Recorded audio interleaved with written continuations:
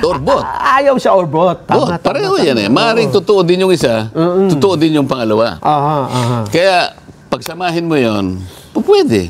Di ba? Totoo po yan. Kasi sa kalagayan niya ngayon, unang-una, siya ang pwedeng mag-qualify.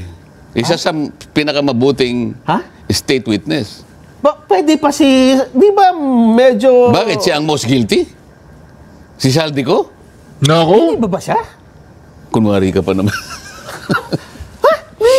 Totoo, Sen. Hindi. Meron pang mas mataas kay Saldico? Huwag mo nga akong intrigahin. Parang hindi ako mapaniwala. Ito po ang ating katanungan sa ating mga babayan. Naniniwala ba kayo? So ibig sabihin mga ka-reaksyon, hindi talaga si Saldico ang most guilty. Sino most guilty? Si Bongbong Marcos, saka si Tambaluslos, saka si Palaka. Alright, reaction. TVBS nagbabalik. Reaction.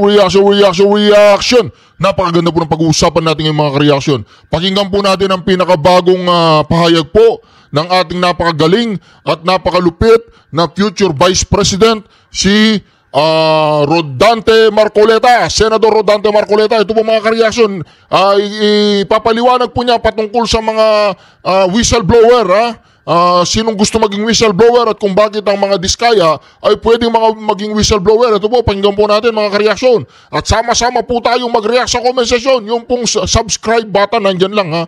Isang subscribe, dalawang subscribe, tatlong subscribe, tsaka mga likes ay napakaganda po niyan mga ka-reaksyon.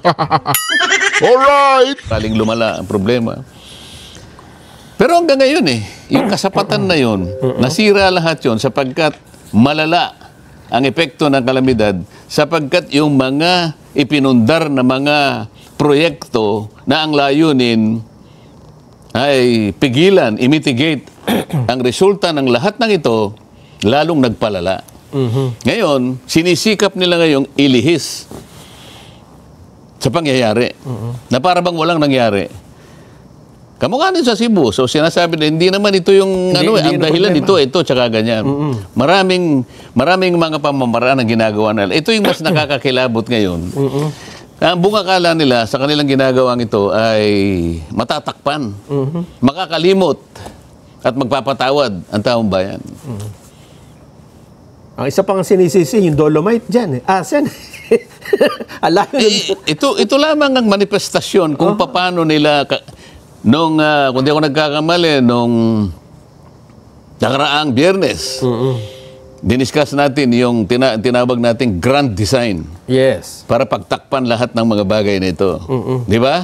At merong 5 bahagi na tayong diniscuss doon. Naku po. Baka may gusto ka pang sabihin. Naku po, pagtakpan, yung grand design na sinasabi po ni Senator Marcoleta. Yung grand design, Dolomite Beach. Naku, Dolomite Beach na po ngayon ang pinaka-paborito po ni Redon.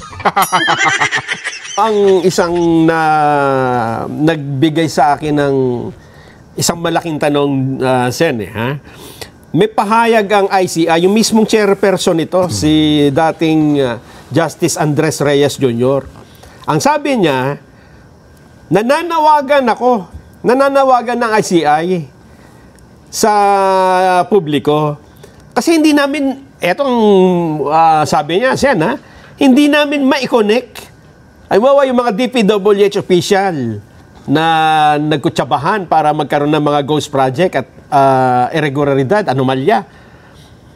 Hindi daw nila ma-connect ang DPWH sa sino mang mga proponent, wala silang ma-connect. So, ibig sabihin, wala silang ebidensya, Sen. At ang kanilang panawagan... Sino ang nagsasalita dyan? Chairman po ng ICI, Andres Reyes Jr. Ay ang kanyang sabi, nananawagan kami sa lahat na ng posibleng may alam, whistleblower, lumapit kayo sa komisyon, tumulong kayo sa pangalap ng ebidensya. So naghahanap ng whistleblower? Opo, ang ICI. Di ba yung Blue Ribbon Committee, nung panahon ko, naghahanap ako ng whistleblower Ay nga, tama. Ayaw naman nila suportahan. Una nun, yung mag-asawang Diskaya.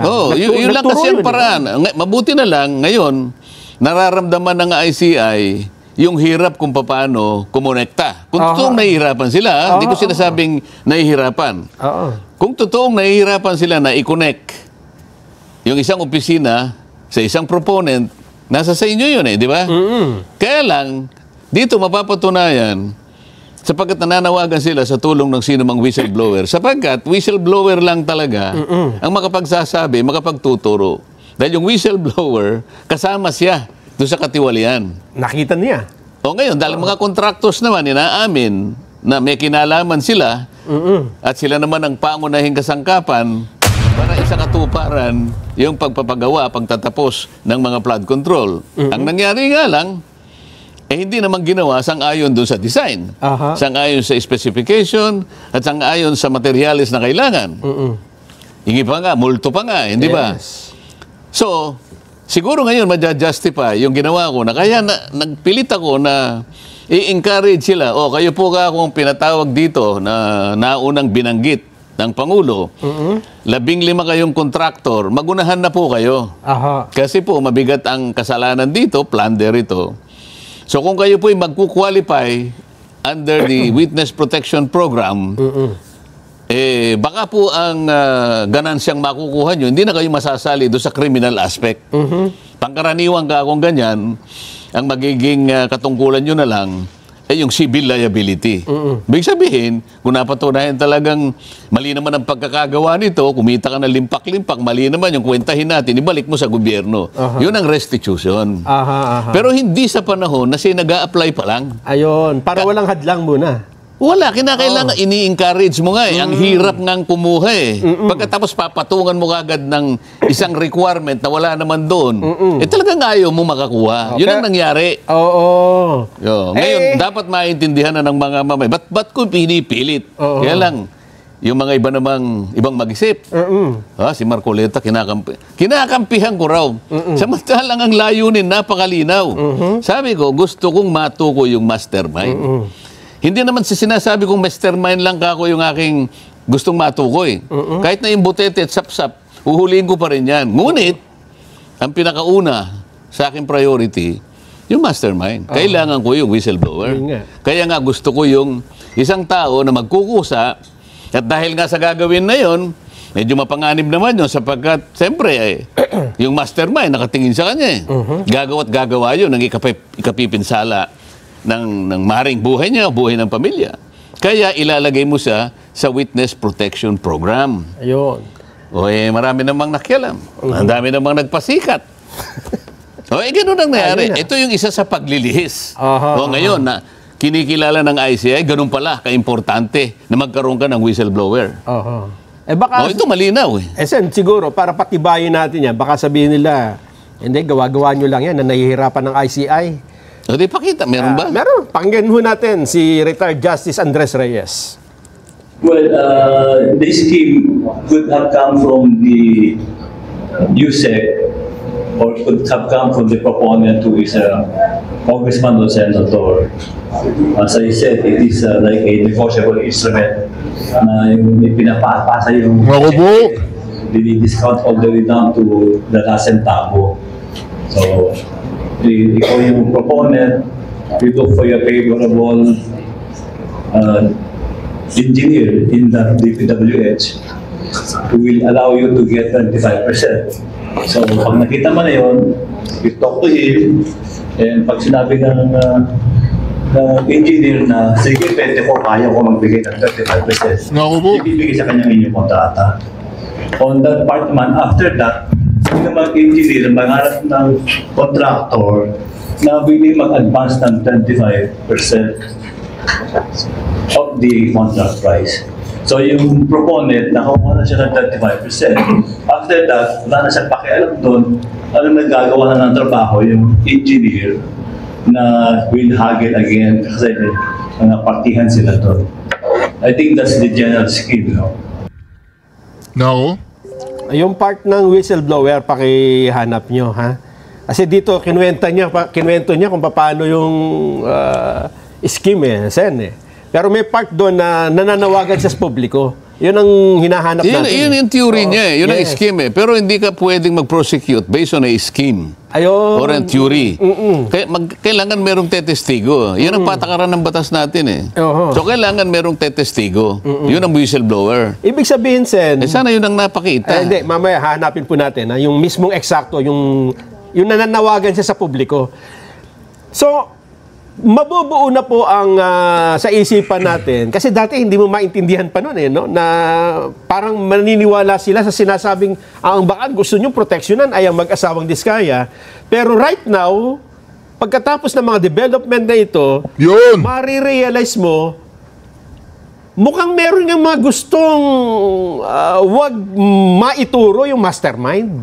Kaya ayaw nila magkaroon ng whistleblower. Kasi nga, yung Diskaya, kung mapapansin mo, initial pa lang, nagpangalan na siya ng 17 members ng Kongreso. Aha. Wala naman nakagawa nun kung hindi siya. Eh, ni si Alcantara at saka ni Hernandez, walang isang congressman silang naipakita. Pero dahil nagpilit siya na mapalagay sa Witness Protection Program, kinakailangan mo akong magbigay talaga ng substantial testimony, material talaga. Para ngayon, pagka ikaw ay nag-apply dyan, at kung ikaw naman ay mapapayagan at ikaw ay magkukwalify, magiging state witness ka. Oo. Ayan. Babalikan ho natin yan, pati na yung pahayag ni ICI chairman. Ipasok lang po natin itong chairman.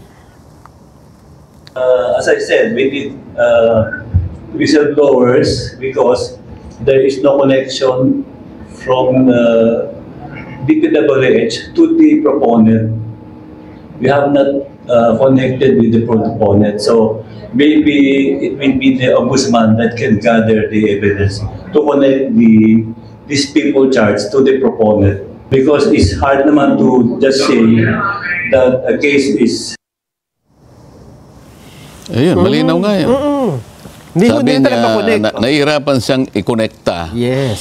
sa pagitan ng proponent. Yung may kinalaman dun sa pagpapatupad ng project at saka yung empleyado ng DPWH. So, mangangailangan na kuha niya ng whistleblower. Yes. So, itinos niya sa ombudsman. Baka ang ombudsman may Meron magagawa siyang paraan tungkol dyan. So, sa mga tweet, pinatutunayan nila na tama yung direksyon na ginawa ko. Dahil nga napakahirap para lang magpasingaw ka. So, bibigyan mo siya ng bibigyan mo siya ng insentibo Di ba, meron kang protection. Ang estado ang magbibigay sa'yo ng protection, kaya sabihin mo na yung gusto mong sabihin. Yun naman yung tuntunin Yun ang yun ang layunin ng batas. Gusto ng estado magtagumpay siya sa pagpaprosecute ng mga may kasalanan. Yung mga tibali. Kaya, in exchange for that, bibigyan niya ng protection So yung batas na yun, kung makikita mo sa title pa lang, sabi ko nga, patungkol yun sa protection at benepisyo nung taong nag-a-apply na maging state witness. Pagkas nag-a-apply pa lang, para ikaw mag-a-apply ka pa lang ng trabaho, ang kailangan lang, ito yung edad mo, ito yung ganito. Pagkatapos maglalagay ka ng requirement na wala doon, bayaran mo muna yung utang mo kay Pedro bago ka makapag-apply. Wala namang ganun Doon sa batas. Doon sa batas. So, hindi mo talaga gusto na mag-prosecute. Ibig sabihin, gumagawa ka ng paraan para... Gumagawa ka ng paraan dahil takot ka dito sa... dahil baka magsabi talaga ng totoo ito, kaya dinidiscourage mo, kaya maglalagay ka ng additional requirement na hindi naman sinasabi ng batas. Pinapahirapan mo. Pinahirapan mo, pagkatapos sasabihin nila, si Marcoleta ang dyan. Si Marcoleta ayaw niyang magsoli. Hindi po, wala akong sinabing gano'n Ang sinabi ko, ang pagsusoli po sa bandang huli. Hindi po sa panahon na nag-a-apply pa siya para magamit siyang testigo ng pamahalaan. Dahil importante nga na ma-prosecute natin lahat ang mga tiwaling ito. Ano ba sasabihin ko sa kanila para maintindihan itong napakasimpleng gusto ko mangyari? Ngayon, malinaw na, Sen. Iwanan natin yung parte na yon. Lumitaw ang isang whistleblower na hindi inaasahan ng lahat. At ito, mismo nakakita ng pag-deliver ng maleta-maleta. Anong pangalan niya? Ang pangalan niya ay si Sergeant Orly Gutesa. Kilala ko yan. Anong ginawa nila? Bandang huli, Sen, ay hinanapan ng maraming butas. Sa halip na, sabi nga ng iba, bakit teka muna, parang may mali. Nagsusumbong siya. Anong parang may mali? Sabi kasi, nagsusumbong yung may sinusumbong siyang krimen, may naganap na nakawan doon, no? Ang ginawa nung nag-iimbestiga, teka, patingin ng ID mo, sino ka? Taga saan ka? Nasaan ka nung ganito? Peke yung ID mo. Oo, parang si Saito. Oo. Si Saito pumunta sa'yo. Sir, sabi niya sa'yo, ito pong, nakita niyo po yung taong yon? Yung pong naka-jacket na yon. Aha. Magnanakaw po ng kalabaw yun. Yun. Pero ingatan niyo lang po ako. Sinasabi ko lang po sa inyo. Nagsusumbong lang ako. Ang ginawa mo kay Saito, halika rito. Kagaya na sinabi mo, taga saan ka? Ha? May asawa ka ba? Para ba siyang uusigin mo pa eh? Sasabihin niya, Mariosep naman na tao to, tumutulong na ako sa Estado para ang komunidad ay maging protektado, mawala yung magnanakaw ng kalabaw. Ako pa pala. Ako pala ang babalikan nito. So, paano may encourage ang isang tao na gustong tumulong para lang maisantabi na natin ang kawalang hiya na pinasimulan ng mga taong ito? Eh, yung kinakasangkapan ng gobyerno, at voluntaryo na nga silang lumalabas, sila pa yung inuusig mo. O yan ang isa sa pamamaraan nila.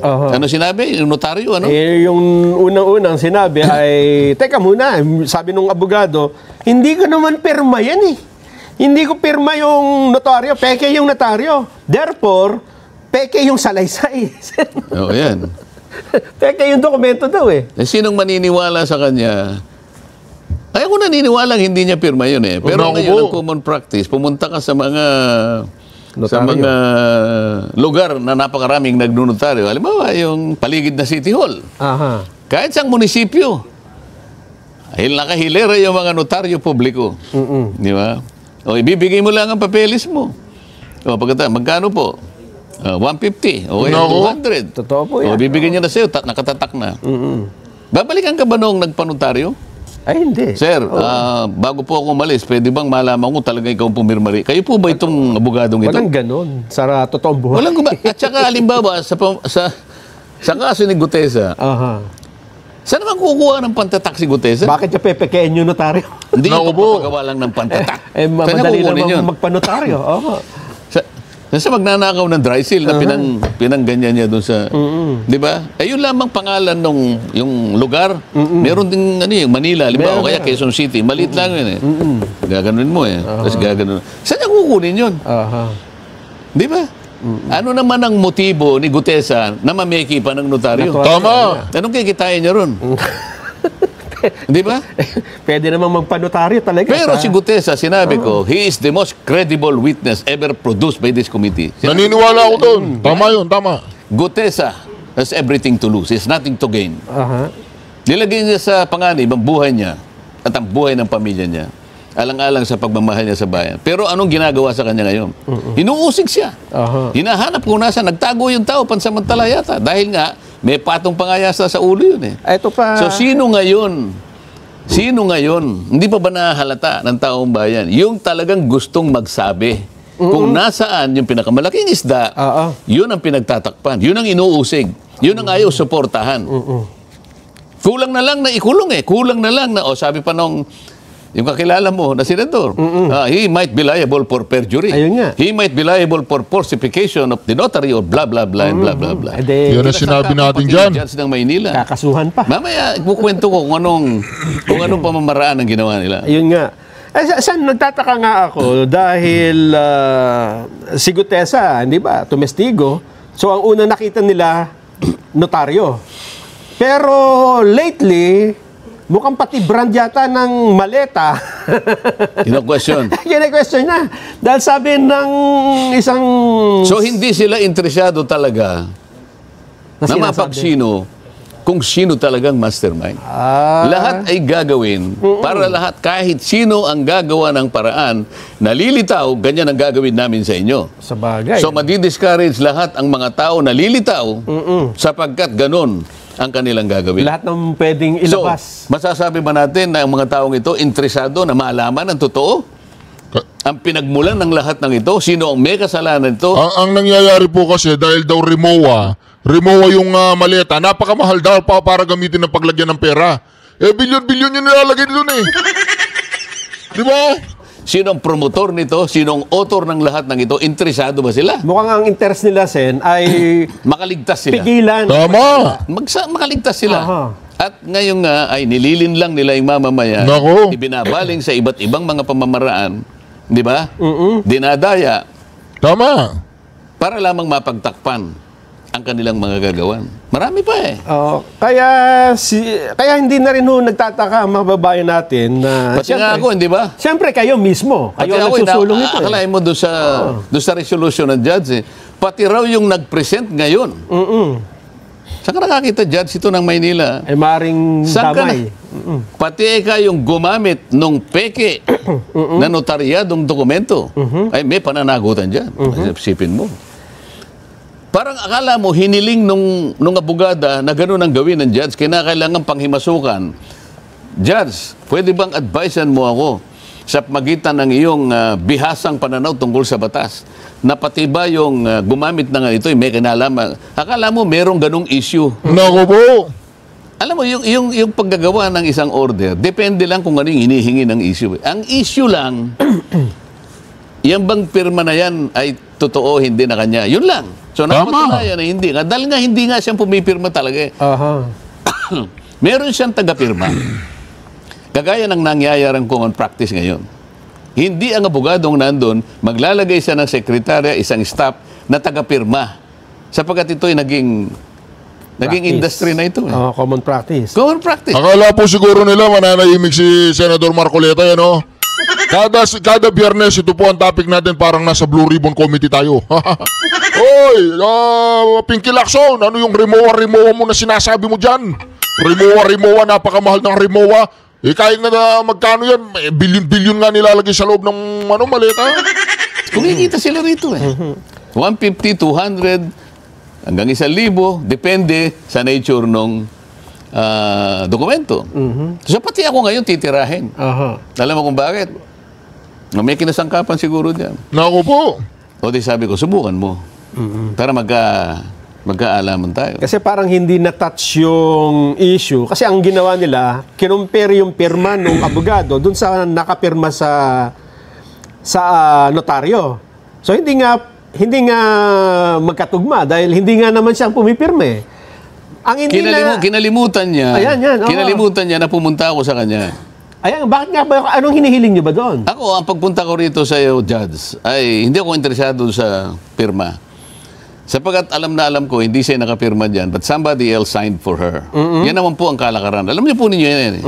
Ang gusto ko lang po, bigyan ninyo ako ng sample na ninotoryado niyang mga dokumento para sa ganun, maikumpara ko. Yun lang po yung pinunta ko rito. Kasi kapag nakakita ko ng dokumento na pareho din, ng pagkakano, kung ano yung notarial details nito, pati yung lugar, lalong-lalo na yung pirma, kung sino man yung pumipirma na yun, ay sapat na po sa akin yun eh. Halimbawa, binigyan nyo ako ng 10 sample.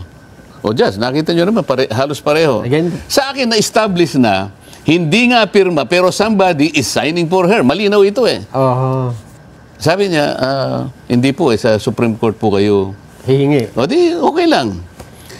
Ngayon, total naman, iniimbestiga, baka ako ganun ang gagawin. Sabi ko, pinakiusap ko na ikumpara. Alam mo ang ginawa? Nag-stick siya doon lamang sa pirma. Sinabi ko nang hindi ako interesado sa pirma.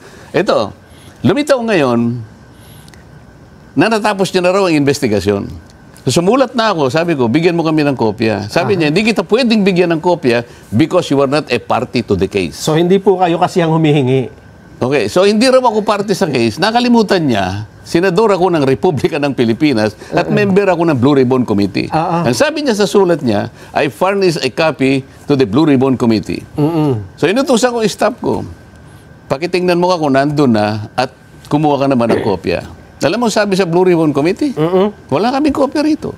So sino ba nagsasabi ng totoo dito? Bakit parang inililigaw na naman yung mga tao? Mukhang nabigyan lang yung chairman, Sen. O, di ba? O, ang ginawa ko ganito. Sumulat ako sa Korte Suprema. Ayan na. Bigyan ninyo ako ng, humingi po ako ng kopya, kahit na sample po, kahit na 3 samples lang sa loob ng isang buwan, magmula nung Enero, Pebrero, Marso, Abril, Mayo, Hunyo, Hulyo, hanggang Agosto. 3 copies each.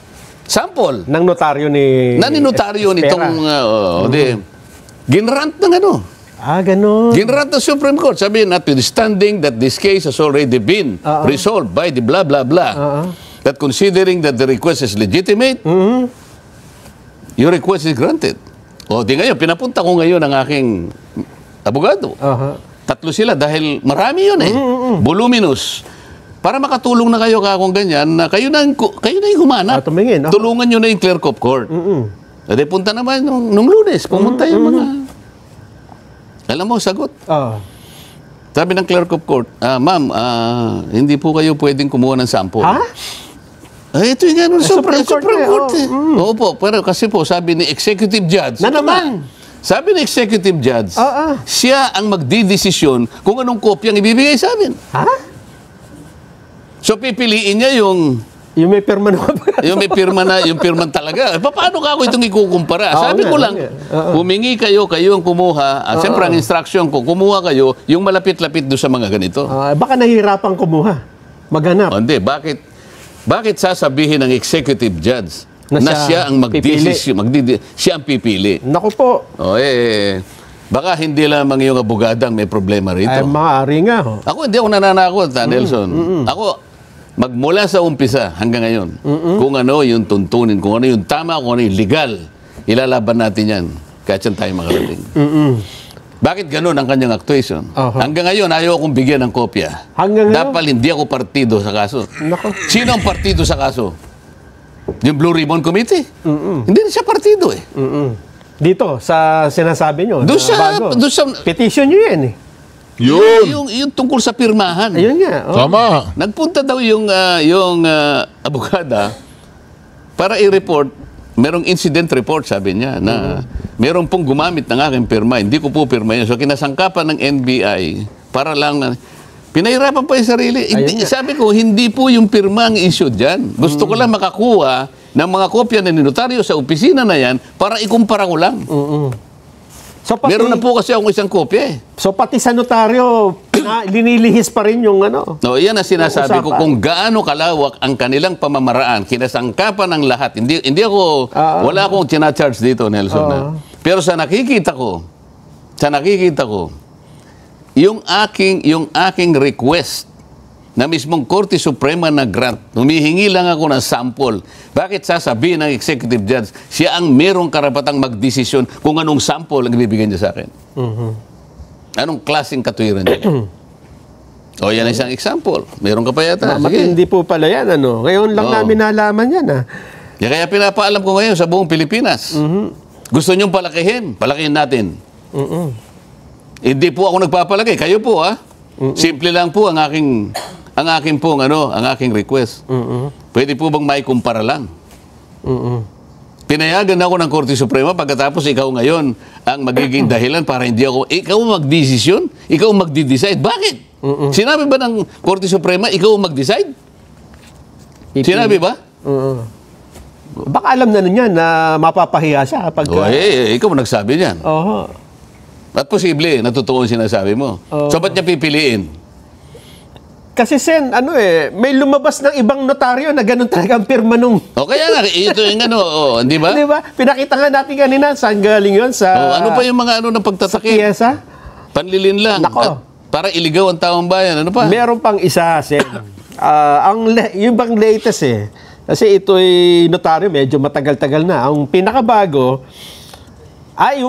yung sumunod pala dito ay yung pati yung pagiging independent director ng misis nyo, nabanggit, ha? Lahat gagawin lahat na. Sinasabi, sana, kaya natin kinukwento to para lumiwanag sa ating mga mamamayan.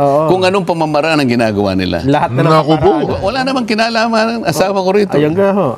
At independent director yan. Yan ay nasa batas. Katulad ng bangko, halimbawa. Ang mga bangko, katulad ng insurance company, sinasabi ng corporation code, pagka ganito ang nature ng isang industry, banking industry, kailangan maglagay ka ng independent director. So, halimbawa si Diskaya, nag-deposit sa bangko. Ang asawa mo ay independent director. Sa bangko na yun. Kung mo ba si Diskaya ay kasama dito sa flood control, nag-deposit sa bangko na kung saan director ang asawa mo, kasalanan ng asawa mo. Wala. May connection ng asawa mo ngayon kay Diskaya. Baka pagkagano, pati yung binilhan ng toyo ay samantalang independent director, alam nila ito Walang kinalaman sa pagmimay-ari. Walang kinalaman sa management. Wala siyang connection affiliation. Kung relative ka, hindi pwede. Apo. Ng lahat ng may-ari. Ganon ka neutral, ganon ka independent, kaya ang tawag independent director. Pero pati yun pinuntahan. Sa hangarin nila na mabutasan ako. Mukhang... Ganon ang akala nila. Pero ano nangyari? Naintindihan ng taong bayan. Tsaka, huminto na sila doon eh. Pero may madali lang yun, di ba? Madali yung paliwanag. Meron pang bago. Kaya lang, paulit-ulit nila re-recycle. May bago, Sen. Nako, Ito yung, siguro sabi nila, sa wakas, naka 3 points din tayo dito. nako po. Naglag dito si Senador Marcoleta. Na naman. Pero bago yan, ibitin muna natin kasi meron Ako tayong naman. tatanong sa ating mga kababayan. Kasi nung isang araw po ay... Teka, wala na tayong ano. Ito nga po. Ito po yung itatanong natin eh. Kasi magagalit sila, wala tayong box populi. Ito, naghanda po tayo. Ano yan? Lumitaw na po kasi yung abogado ni Saldico, Sen. Ang sabi nung attorney, ano mang pangalan nun? Rondain. Rui Rondain. Rui. Ang sabi niya, hindi ko papayuhan ng aking kliyente, Saldico, na umuwi ng bansa. Nako po. Kasi unang-una, dalawang klase lang yung 50% daw ng Pilipino ang gusto, pag nakita siya ay isabit siya sa puno. Nako. Sasabit lang naman sa puno. Ikaw naman, Pero nakatali yung At ang pangalawa, patiwari ko sa liig lang. Ang pangalawa, gusto siyang patayin sa anumang kaparaanan. Baka nga naman, totoo naman yun. Sapagkat mare. alam mo itong nangyaring ito, halimbawa, subukan mo halimbawa, umuwi siya at dumaan siya sa Cebu. Ay, naku po. Baka nga mangyari, kaso wala nang puno yata sa Cebu. Wala nang sasabitan. Oo. Sabi naman ng iba, ito hindi naman to sabi ni attorney, ha? Ang sabi ng iba, hindi. Gusto niyang umuwi, ayaw siyang pauwi. Orbot. Ayaw siya orbot. Tama, Pareho yan eh. Maaaring totoo din yung isa, totoo din yung pangalawa. Kaya, pagsamahin mo yon, pwede. Di ba? Totoo po yan. Kasi sa kalagayan niya ngayon, unang-una, siya ang pwedeng mag-qualify. Isa sa pinakamabuting state witness. Pwede pa di ba medyo... Bakit siya ang most guilty? Si Saldico? Nako. Hindi ba siya? Kunwari ka pa naman. Totoo, Sen, hindi. Meron pang mas mataas kay Saldico? Huwag mo nga akong intrigahin. Parang hindi ako mapaniwala. Ito po ang ating katanungan sa ating mga babayan. Naniniwala ba kayo? So ibig sabihin mga ka-reaksyon, hindi talaga si Saldico ang most guilty. Sino ang most guilty? Si Bongbong Marcos, saka si Tambaluslos, saka si Palaka? Grabe po Huwag mo nga ako intrigahin, intriga mo ko eh. Kayo? Na may banta nga sa buhay ni Saldico kaya hindi siya makauwi ng Pilipinas? Hindi siya uuwi? Kala ko naman ang itatanong. Sige. Ang sagot po ay A, oo, or B, hindi. Meron po tayong paraan ng pagsagot sa ating Vox Populi, ha? Meron pa ipapakitang QR code. Ayan. Iscan po ang QR... Tatanong. Sige. Ate ko? Huwag mo nga akong intrigahin. Parang hindi ako mapaniwala. Ito po ang ating katanungan sa ating mga babayan. Naniniwala ba kayo na may banta nga sa buhay ni Saldico kaya hindi siya makauwi ng Pilipinas? Hindi siya uuwi? Kala ko naman ang itatanong. Sige. Ang sagot po ay A, oo, or B, hindi. Meron po tayong paraan ng pagsagot sa ating Vox Populi, ha? Meron pa ipapakitang QR code. Ayan. Iscan po ang QR code na nasa inyong TV screen at gamit ang inyong cellphone, i-type lang po ang inyong mga sagot. Ayan, ha? Pagkatapos, i-click ang submit button. Automatic po naming makukuha yan. Mabilis na mabilis. Huwag kalimutan, pakilagay po ang pangalan at ang lugar kung saan po kayo naroroon. Tayo po ay kasalukuyang live na napapanood sa ating social media pages. Yung nga pa lang nasa YouTube, baka naman hindi pa kayo nakaka-subscribe, paki-check nyo nga po, ha? YouTube channel, Net25 News and Information. Pakitingnan nyo po para tayo makaabot na sa ating 1 million subscriber. Kasi yung isang channel natin na Net25, 1 million na yun eh. Yung sa Facebook page natin na Net25 News and Information, 1 million na rin po. Ito na lang pong sa YouTube ang Net25 News and Information. Tayo po ay kasalukuyan ring... Mamamayan, 1 million.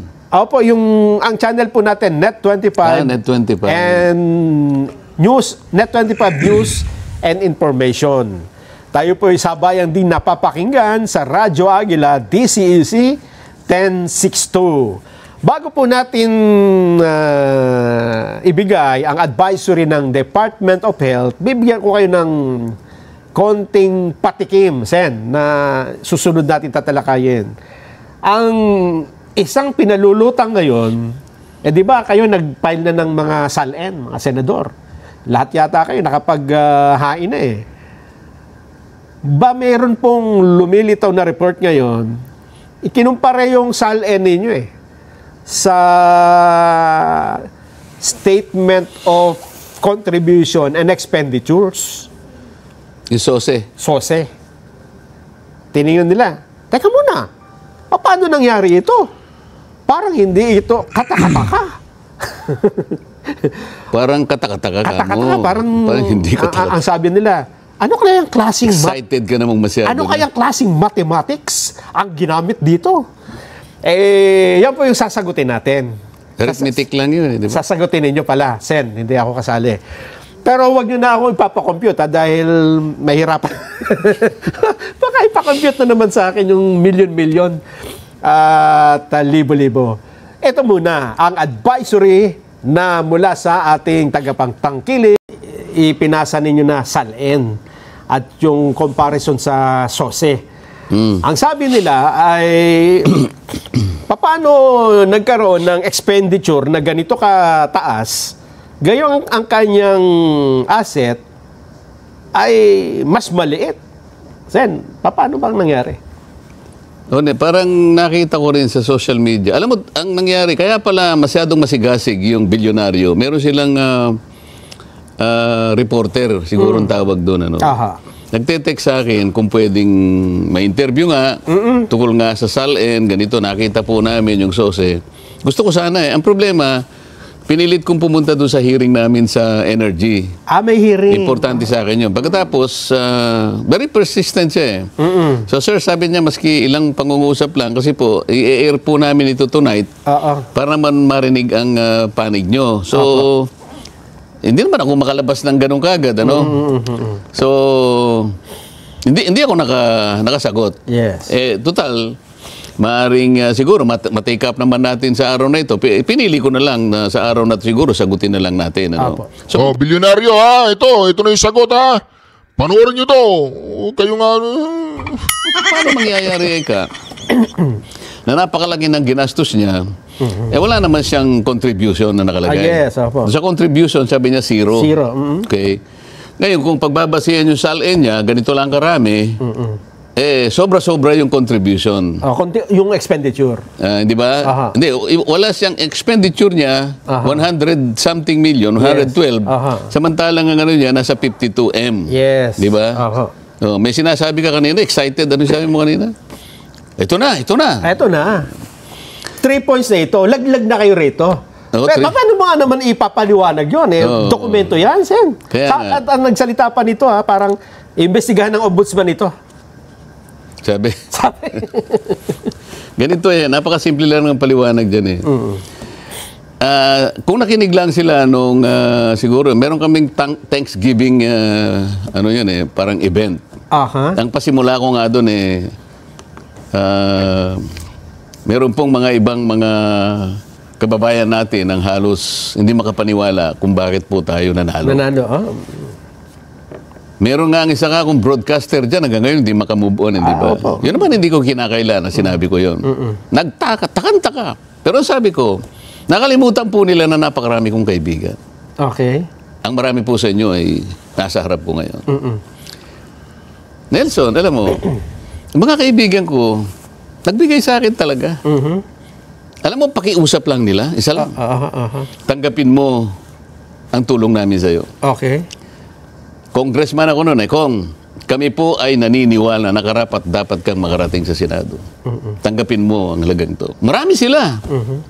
Isa lang ang kanilang pakiusap sa Ano akin. po yun?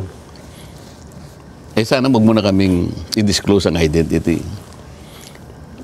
Sa napakaraming mga reasons. Maaring halimbawa, yung kumpanya niya ay baka makita ng administrasyon. No? Tinulungan mo si baka ipitin. O kaya naman nagtatrabaho sa gobyerno, may mataas na katungkulan. Kasi may mga kaibigan naman ako talaga. Pero pwede ba yun, Sen? Na hindi mo i-disclose? Kaya nga, pakinggan mo muna Okay, ako. sige. Nile-let down ko yung predicate okay. Di ba? Excited ka talaga Excited ako kasi nakapuntos na Okay, ito lang ang kanilang pakiusap. Kasi nga kailangan igalang mo yung kanilang pakiusap. Tinulungan ka Nagtiwala sa iyo. Gusto kanilang manalo. Karapat dapat ka sa Senado. Okay. Ang pakiusap ko lang, halos ganun na sarili. Huwag mo nang disclose ang identity ko. Okay. Pero talagang tinulungan nila ako. Iba't ibang mga kaparaanan, iba-ibang ganito, iba-ibang halaga, ibang ganyan. Ngayon, kapag ka naglagay ako ng figure sa contribution, mapipilitan akong mag-disclose ng pangalan nila. Alam mo kung bakit? Merong kaakibat na kung tawagin ay deed of acceptance of donation. Halimbawa, binigyan mo ko ng ganitong halaga. Isa ka doon sa kaibigan ko. Mapipilitan ako doon sa punto na yon. Ilalagay ko yung pangalan mo kasi nandun ka O edi ngayon nilabag ko yung kaisa-isang kahilingan mo sa akin. Tama? Oo. Okay. Magagalit ako. Ngayon, ang sabi nila sa akin, paano yun ka ako? Contribution to Hindi, sabi niya, binigay ko nga sa'yo, contribution, pero utang na loob mo sa akin yan. Ituring mo na lang na utang, sabi niya, di ba? Loan. Hindi, utang lang. Basta utang na hindi babaya. Utang na loob Ngayon, dahil sa hindi ko pwedeng isiwalat ang kanilang identity, kaya sinabi ko, zero in contribution. Na mapipilitan ako ngayon na gawing zero yun. Dahil kapag hindi ko nilagay, pag nilagyan ko ng amount yun, mapipilitan ko isa-isa kayong i-disclose ko ang inyong identity. Ngayon, hindi naman po pwedeng hindi ko gastahin yung binigay nyo sa akin. Kasi yung iba, magkakakilala kayo Halimbawa, ang nilagay kong gastos ko ron, 5 million, sabi ko. Nakukwenta nila Tinago ni Kong Dante. Tingnan mo nga naman ang buhay, Nanalo na, kumita pa. Ayoko naman yun. Kasi pinagtiwala nila sa akin yun. At saka kailangan gastahin ko yun. Kailangan talagang expense. Hindi pwedeng hindi ko gastahin sapagkat binigay nila sa akin yun. Sapagkat gusto nilang manalo ako. Netiwala sila sa akin. Pinagtiwalaan nila ako. Meron bang batas, Nelson? Na magsasabi, pipilitin ko silang i-disclose? Bigyan mo ako ng batas. Ayaw mong sumagot. Yung pagpapain ng SOSE, Sen. Kailangan ilagay mo doon kung may contribution ka o wala. Pinapanatili nga nilang huwag mabunyag ang identity. Yun ang pinanindigan ko. So kapag ka naglagay ako doon ng amount, mabubulgar ang identity. Ang tinatanong ko sa'yo, meron bang batas na nagsasabi na sa pilitang i-identify mo sila? Meron? Para sabihin mo kung sino yung... Hindi nga, merong batas. Hindi ko alam Hindi ko alam siya kung meron o wala. Yan. Hindi maghanap sila. Hindi pwedeng hindi ko gastahin yun. Kaya ganun kalaki yung ginastos ko. Yun! Dahil binigay nila sa akin, ipinagkatiwala, dahil sa kagustuhan nila na manalo ako. Pero... Gagastahin ko talaga. Hindi ba baka sabihin naman ng COMELEC, parang mali yung ipinal yung SOSE kasi hindi dapat pala, inilagay nyo yan sa contribution. Anong nakalagay sa COMELEC? Sinasabi ba? Doon sa pagsasubmit ng SOSE? Nakalagay nga doon, pag naglagay ako ng contribution, pipirma ako ng acceptance of deed of contribution. Deed of acceptance of contribution. Kapag ka gumawa ako noon, lahat kayo, mabubulgar kayong lahat. Gagawin ko ba yun sa mga kaibigan ko? Nagmalasakit na nga eh. May utang na loob na nga ako sa kanila eh. Ilalaglag ko pa sila. So, ang ibig sabihin nito, expenditure lang ang parang dineclare nyo doon. Hindi, utang na loob ko sa kanila yun. Oho. Ayaw nilang magpa-identify. So, yung aking magagawa lang. Pero, wala akong ninakaw na pera. Ginasta ko yung binigay nila sa akin. Yung paliwanag, kung hindi nila maintindihan yun, bakit ang dami niyang ginasta samantalang ang kanyang net worth, ito lang. Yun po yung paliwanag. Napakasimple. Tama? Ay pa, bakit kinakailangang, sa iba't ibang mga reasons, halimbawa, yung asawa niya, masyadong matipid halimbawa. Halimbawa, ikaw ang gagamitin ko. Nelson, ba't di mo man lang sinabi sa akin, nag-contribute ka pala ron. Gusto mo mag-away pa sila? May mga ganong may mga ganong katwiran eh. Kaya, iginalang ko lahat ang kapasyahan na yon. Yung kanilang kagustuhan, na itago na lang ang kanilang identity. Kaya tinatanong ko, ano nilabag kong batas doon? Meron bang batas na kinakailangang pilitin mo sila na ilitaw ang kanilang mga identities? O yan. Siguro napakalinaw naman ang paliwanag. Ano kaya ang ano yung paliwanag? Maghanap na naman sila, di ba? Ang sinasabi mo nga, hindi titigil yung mga yan. Mukhang lahat na lang halos. Siguro. Ngayon, mapapansin ng mga kababayan natin. Ano ba ang motivation nila? Lahat hahanapin. O ako kaya lang bang tinarget? Yung mga kasama ko, hindi. Mukhang kayo lang yata eh. O, lalong makikita ngayon. So, ang subject matter nyo lang si Marcoleta. Kaya niya ipaliwanag ito. Ninakaw ba niya? Hindi. Ginasta niya, di ba? Sapagkat yun ang kailangan. At kinakailangan kong pangatawanan din naman yung kanilang kagustuhan na huwag ko na silang ibulgar. Halimbawa, Sen, pagpaliwanagin kayo dito ng COMELEC o ng sino man, ombudsman. Sa anong authority? Siguro, sasabihin ng COMELEC, contribution pala yan. Alam mo ba kung bakit lang kailangan? Kaya nga meron tayong Republic Act 10173. Ito yung Data Privacy Act of 2012. Alam mo, sa tuntunin talaga, ang pagpapalabas ng SALN, merong relasyon doon sa Data Privacy Act. Kukunti na yung panahon natin. Pero kailangan mag-research itong mga detractors natin para naman matuto sila, di ba? Kung ikaw, siguro, kalimbawa sa ngayon, nakademanda ako ng, let's say, bribery, malversation, technical or otherwise, di ba? Pwede akong i-require ng ombudsman. Meron ba akong demanda? Wala. Kung yung halimbawa, yung bilyonaryo naman, na kaya pala ako masugid na talagang pinipilit na magpa-interview at ganito, hindi ko naman kaya sapagkat nasa hearing ako, sakop siya nung Section 4D nung batas nito. Ano sinasabi ron? Personal information process for journalistic, literary, or research purposes. Hindi kasali. Ito mga journalist ito eh. Otherwise, lahat ng gagawin nila is fishing expedition. Kagaya nitong ginagawa nila, hindi naman para sa kapakinabangan ng taong bayan. Para siraan lang ang isang tao. At ngayon, mapapatunayan ninyo, lahat po ay titingnan. Lahat ng anggulo titingnan. Nakakala nila, ay, hindi nga po, wala po akong kakayahan. Kaya nga tinulungan po ako ng kaibigan ko. Sapagkat alam nila, wala naman akong kakayahan talaga na gumasos ng ganun. Siguro kung mapatunayan po ninyo na itinago ko.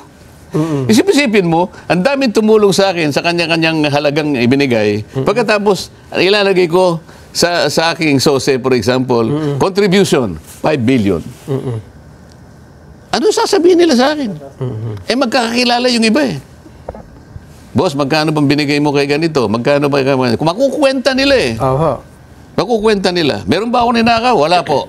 Ginasta ko po. Sapagkat yun ang gusto nila. May panalo nila ako. Sapagkat naniniwala po sila sa akin.